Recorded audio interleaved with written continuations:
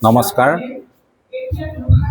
দৰং জিলা সাহিত্য সভাৰ কেন্দ্ৰীয় বিষ্ণুৰাভা দিৱস উদযাপন আজি আমি মঙলদৈ শাখা সাহিত্য সভাৰ উদ্যোগত আমি আয়োজন কৰিছোঁ। আজি সনাতন ধৰ্মসভা প্ৰাংগণত আজি এই অনুষ্ঠান চলি আছে আৰু এই বিষ্ণুৰাভা দিৱসটিৰ লগত আমি মঙলদৈ শাখাৰ অন্তৰ্গত যিখিনি কীৰ্তিমান ছাত্ৰ ছাত্ৰী আছে এই ছাত্ৰ ছাত্ৰীখিনিক মঙলদৈ সাহিত্য সভাৰ তৰফৰ পৰা অভিনন্দন জনোৱাৰো এক প্ৰয়াস কৰা হৈছে আৰু এই অনুষ্ঠান বৰ্তমান চলি আহিছে। আপোনালোকে এই অনুষ্ঠান অলপ উপভোগ কৰক।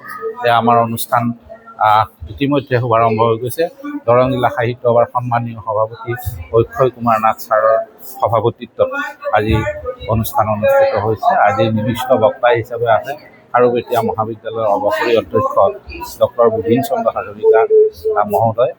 আমাৰ আজি আদৰণি ভাষণ প্ৰদান কৰিছে মঙলদৈ সাহিত্য সভাৰ প্ৰাক্তন সভাপতি প্ৰবীণ চহৰীয়াদেৱে। আমাৰ মাজত উপস্থিত আছে দৰং জিলা সাহিত্য সভাৰ সন্মানীয় উপসভাপতি কুঞ্জদেৱী বাইদেউ, দৰং জিলা সাহিত্য সভাৰ প্ৰাক্তন সভাপতি বীৰেন্দ্ৰ নাথ শৰ্মা। আমাৰ মাজত উপস্থিত আছে অসম সাহিত্য সভাৰ কেন্দ্ৰীয় কাৰ্যনিৰ্বাহক চন্দ্ৰ হাজৰিকা মহাশয়।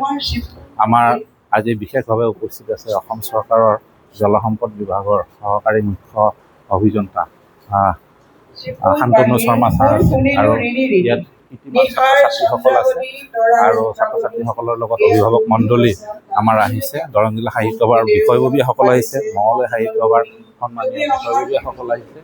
গতিকে এই গাম্ভীৰ্যপূৰ্ণ অনুষ্ঠানটি আজি আমি আমাৰ শ্ৰদ্ধাৰ শিল্পীগৰাকীও আমি শ্ৰদ্ধাৰে সোঁৱৰণ কৰিম। তেখেতৰ যি গুণৰাজি, এই গুণৰাজিক আমি আজি চৰ্চা কৰিম।